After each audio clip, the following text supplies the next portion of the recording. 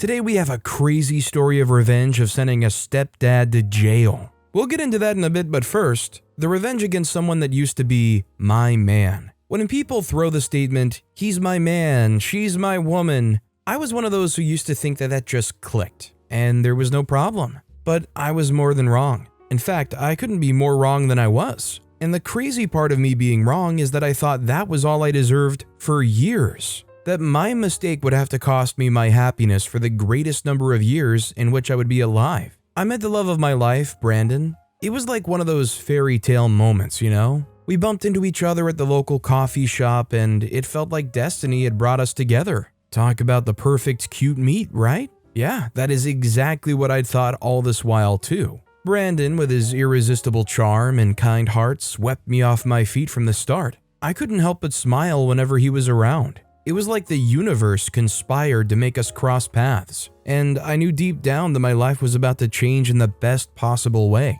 Our love story began with dreams and aspirations. We would talk for hours, laughing and sharing our wildest hopes for the future. It was like we were building castles in the air, but it felt so right. Brandon became my biggest supporter, encouraging me to embrace my passion for art and creativity. I felt like I could conquer the world with him by my side. We were the talk of the town, the golden couple that everyone admired. People would say, they're meant to be. And I couldn't agree more. It was like we had found our perfect match in each other, and the world seemed to revolve around our love. When we were together, it felt like we were in our little bubble of happiness. Nothing else mattered, and time would fly by without us even realizing it. We'd hold hands, steal sweet kisses, and it was like being in a fairy tale every day. But just like any fairy tale, our love story had its twists and turns. As the days turned into weeks and weeks into months, we started to face challenges. Little disagreements turned into bigger arguments, and I could feel the once perfect illusion starting to crack. From the moment we met at that cozy coffee shop, it was like time stood still. His warm smile and twinkling eyes captivated me instantly, and I knew there was something special about him. Our early days together were like a whirlwind of laughter and adventure. We were like two puzzle pieces that fit perfectly, completing each other in the most beautiful way. It was like we were speaking a secret language, understanding each other without even saying a word. Brandon was my constant cheerleader, encouraging me to pursue my passion for art with unwavering support. He saw the beauty in every stroke of my paintbrush and believed in my talent even when I doubted myself. His faith in me made me feel invincible and like I could conquer the world. Together, we dreamt of a future filled with endless possibilities. We would talk for hours, sharing our hopes and aspirations, and it felt like we were creating our own little universe. From traveling the world and painting murals on city walls to raising a family of our own,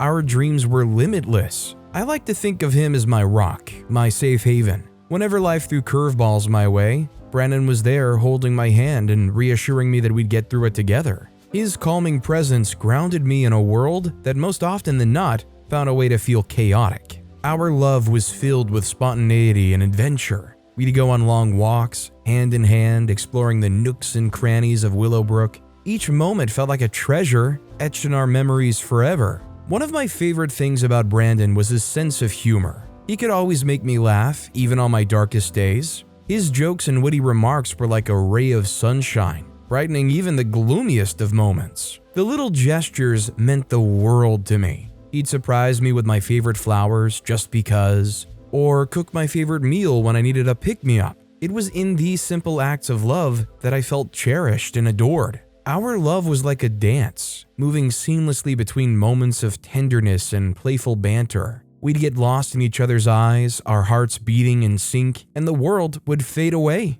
Every day felt like a chapter in our fairy tale romance. We'd create memories that were etched into the very fabric of our souls. From dancing under the stars to stealing kisses in the rain, our love was a beautiful symphony of moments. In the eyes of the world, we were the golden couple, and for a while it felt like we truly were. Our love story captivated those around us, and we reveled in the joy of being each other's forever. Looking back, those early days were a treasure trove of happiness. Our love was untainted, pure, and full of promise. It was a love that made us believe in the magic of fairy tales and the power of dreams. I loved Brandon deeply, but I couldn't ignore the growing uncertainty. It was like we were trying to fit into this picture-perfect image of a couple, but real life isn't always picture-perfect, right? We'd put on a show for the world, still the charming couple that everyone adored, but behind closed doors, we were trying to figure it all out. It felt like we were living two different lives.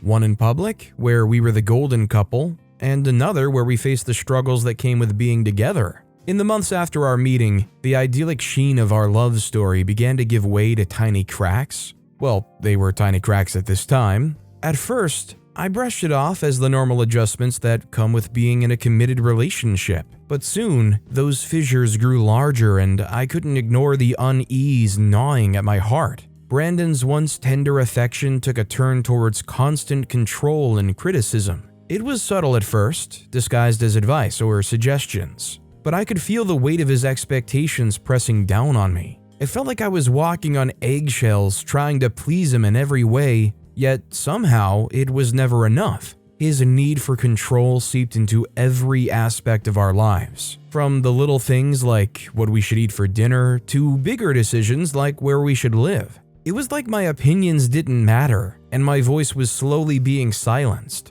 And just like that, I found myself adapting to his wishes, molding my life to fit into the confines of his desires. I thought that maybe if I changed, he'd be happy and our love would go back to being the perfect fairy tale everyone admired. But as time went on, I realized that no amount of change could satisfy his insatiable need for control. And those constant criticisms, disguised as helpful advice, wore down my self-esteem. I used to be confident in my art and my abilities, but now I hesitated with every brushstroke, second-guessing myself at every turn. The passion that once fueled my creativity started to wane, leaving me feeling lost and disconnected from the very thing that had once brought me joy. At first, I didn't recognize it for what it was. I was hopeful that things would change, that the love we once shared would conquer all. But the more time passed, the clearer it became. Brandon's emotional manipulation was eroding the foundation of our relationship.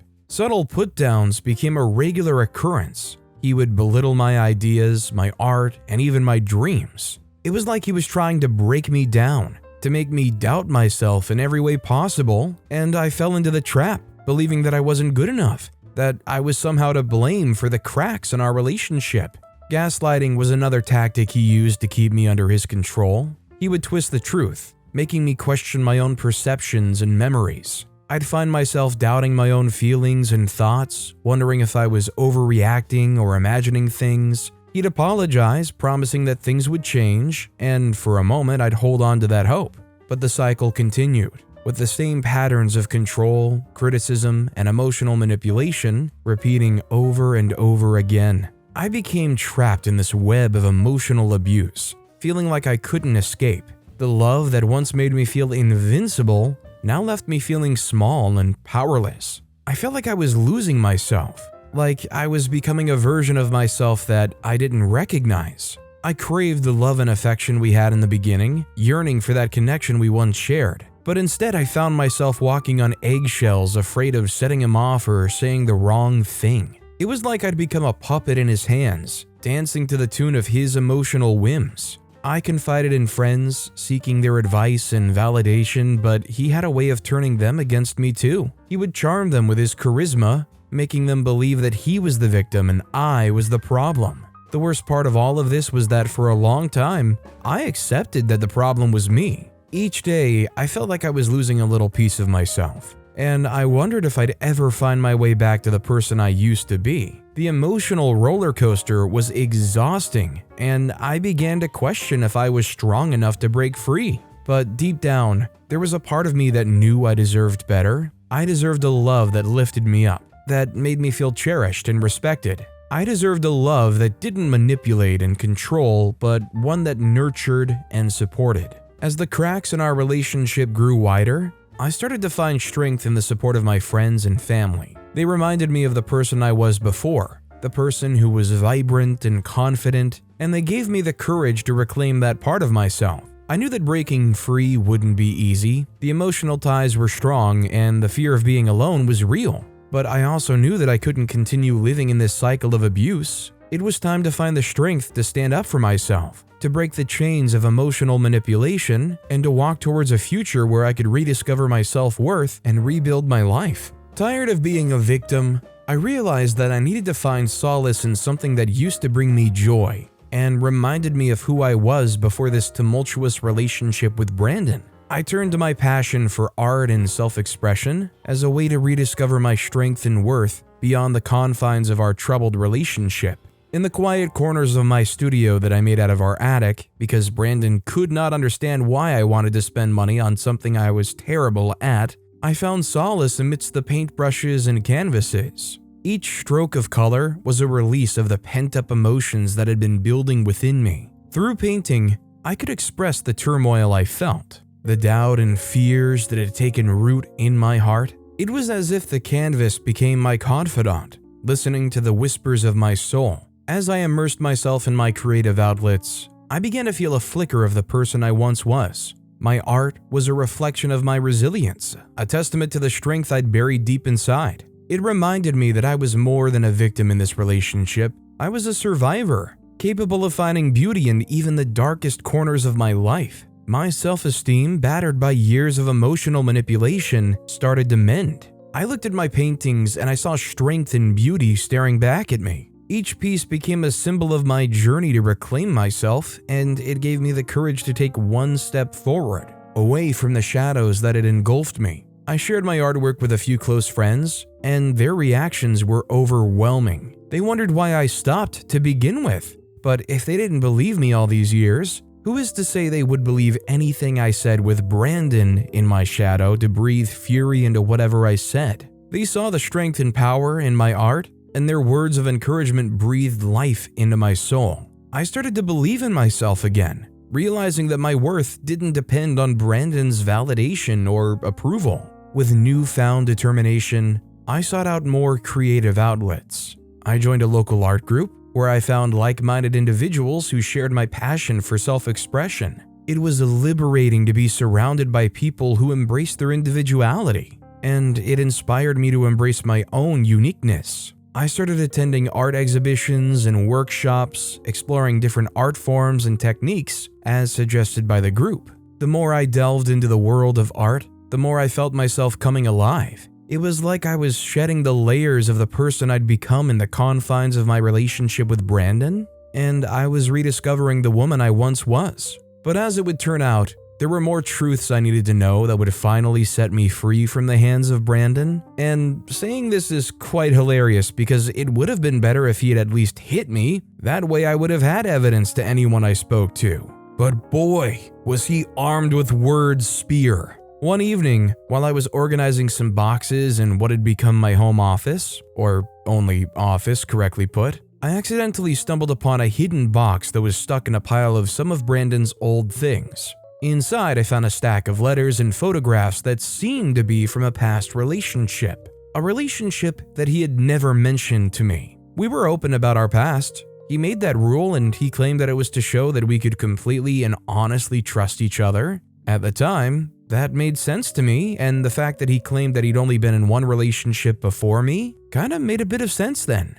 I merely took it as him being wise and waiting for who he truly loved before getting together with them. In a way, it made me feel special. I felt lucky to be the one he chose to be in a relationship with. As I went through the letters, my heart sank. It was evident from the intimate words written on the pages that Brandon had shared a deep connection with someone else before he met me. The photographs captured happy memories of him and another woman, and it felt like I'd stumbled upon a world that had been kept hidden from me. A mixture of emotions washed over me. Hurt, confusion, and a sense of betrayal. I had always believed that we were completely open with each other, but finding these letters and photographs shattered that belief. It was like discovering a whole other side of him, one that he had carefully concealed. I couldn't help but wonder why he had kept this part of his past hidden from me. Was he still holding on to feelings for this other woman? Did he compare me to her in some way? The questions swirled in my mind and I felt a knot forming in my stomach.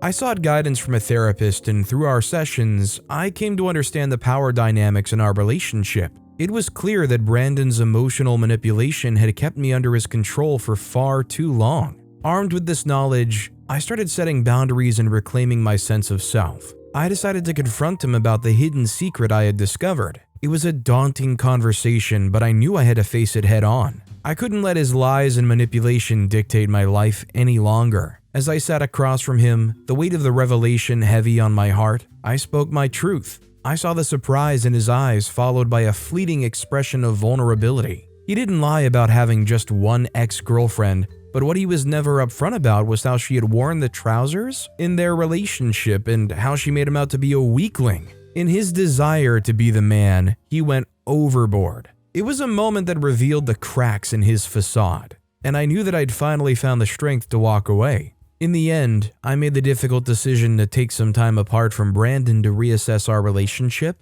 and what I truly wanted for my future. It was a painful process, but it allowed me the space to rediscover myself and find my strength beyond the confines of a troubled love story. During our time apart, I sought solace in my passion for art and self-expression. Painting became a cathartic outlet, allowing me to express my emotions and explore my own vulnerabilities. I surrounded myself with friends and family who supported and uplifted me, reminding me of my worth beyond the relationship. Weeks after, I started to gain a sense of clarity and self-assurance. I realized that I deserved a love that celebrated my individuality, a love that didn't require me to compromise my sense of self for the sake of someone else's comfort. The one thing he wanted was to hold me in a trap bottle that I would never slip away. I was down forever with him. Those were the vows we took. But he went about it the wrong way, and the only way to exert my revenge against him was leaving. So, I left. And as I write,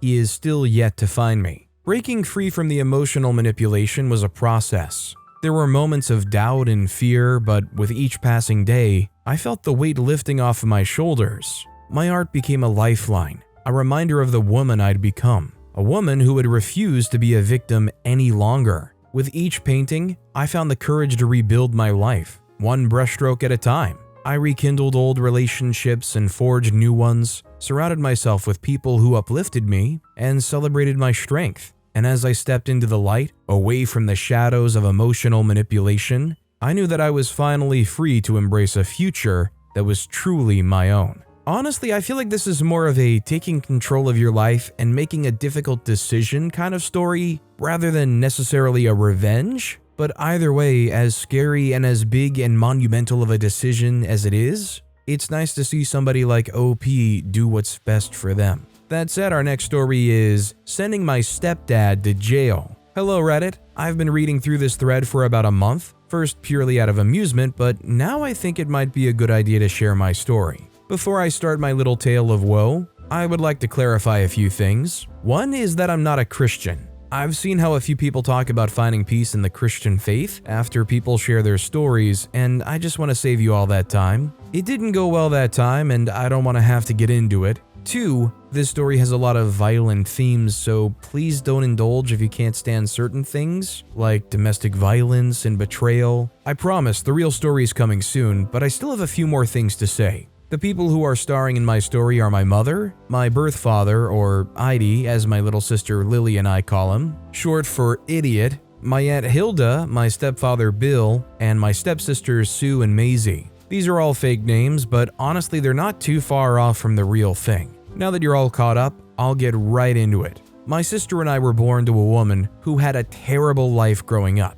and wanted to do better for her children, and a man who had a big family and then lost them to a fire. Didn't want children but never told his wife. Neither the fact nor the reason why. Both my parents got together really young, and the way my mother says it, I'm convinced there was a time that he must have really loved her. They were together for about 11 years, from when my mother was 14 till she turned 25. They would have been together longer if she didn't tell him she was pregnant with me. I was a product of her birthday present to him. He freaked out and ran away and did not return till a year later, when I was already born and only a few months old. He apologized to my mother, admitted to having cold feet, and promised to stick around for the rest of our lives. He even promised to get married to my mother the minute I was old enough to walk. According to my mother and the pictures from that time, they had a really good run. He was completely involved in the process of being a dad, and it looked like things would finally be good again. Until they planned a whole wedding and he left my mother at the altar with nothing but a note,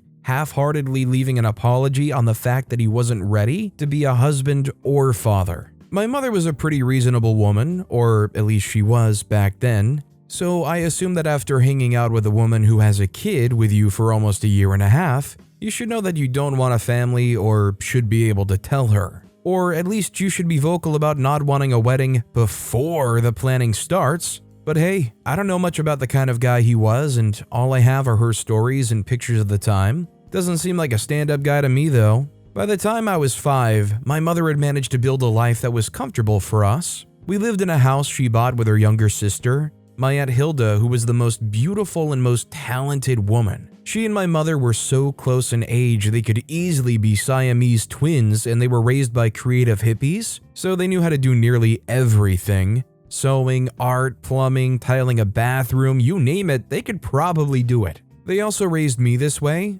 More my aunt though, as my mother was mostly working one of 3 jobs. A few days after my 5th birthday, some guy came to my school with a bag of presents and an apologetic face. When I think about it, my school was very irresponsible for letting me go home with a man just because he said he was my father. They didn't have any proof, just sent me home with a stranger. Fortunately, it wasn't my time yet, and it really was my dad. He took me around town and we had a good day until it was time for my mother to get back from work. He then drove a sleeping me over to the house, holding me in his arms so that my mother would have no choice than to talk to him. That was exactly the case, as my mom and Hilda had been worried sick when I hadn't come back from school by 7 p.m. Even though she shouldn't have, my mother let him in and they did a little more than talk that day. I know because my mother is convinced that was the day she conceived my little sister. Despite Hilda's disagreement with it, he ended up living with us for a few months until my mom informed him that she was pregnant again.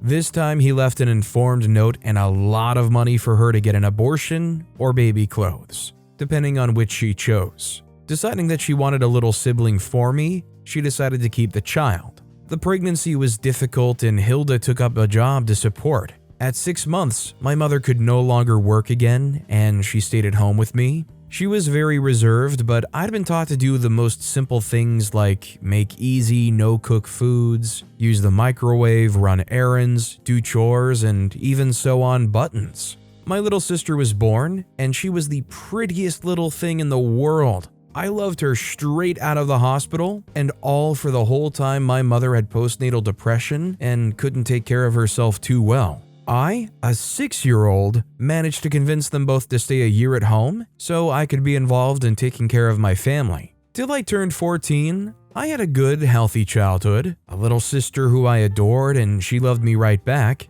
a hardworking mother who put her kids before anything else, and an aunt who liked to teach us as many skills as she humanly could. In the summer, we sold lemonade and cookies and scraped our knees outside. I know you're all wondering when the story gets good, and I promise we're very close to that happening. When I turned 14, a lot of things changed for me. My sister and I had our first fight, and my mother started dating again. At first, my aunt was worried that it was Ivy, my bio dad, so she would take me along and we would sneak after my mother to find out the guy that had been sending her flowers and gifts. We were so relieved when we found out that it was a white-haired white man that was a little too red in the face that had a really cheery smile. And the first time we met was when he brought my mom home from a date so they could tell us that they were deciding to get married. They had been together for 6 months, and we'd only known about the relationship for 3. Now, I've been alive and vaguely conscious about when my sperm donor was acting up.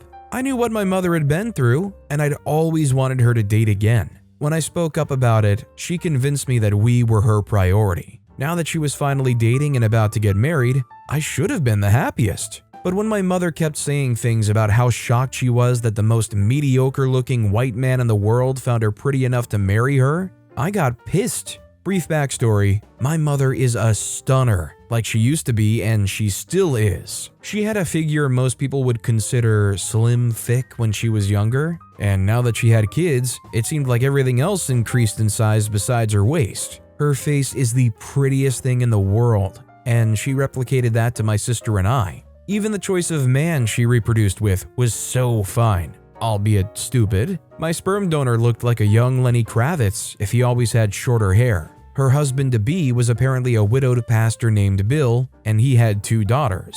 Before I had too much time to share my dislike for the new union, they were already unified. 3 months from the day we met Bill, an ugly, boring wedding was planned and we had to be bridesmaids. The only upside was the extra siblings and how cool they were. It was from them we learned that their dad thought our mother was the most priceless thing. I know it sounds romantic, but coming from a guy who apparently has a fetish for women of color was really crazy. I thought it was weird, and so did my sister. Before we could officially decide to do anything about it, not like we could, we were sent off to boarding school. A few days before we were meant to leave, we went to see Hilda, and after sharing what we had heard and noticed, I begged her to keep an eye on my mother. Coming back 3 weeks later to hear that Hilda had been banned from the house was wild, to say the least. Our school let us come back home during the weekends, and we had not wanted to take advantage of it, but the stepsisters informed us that coming back weekly meant more pocket money. It really did, but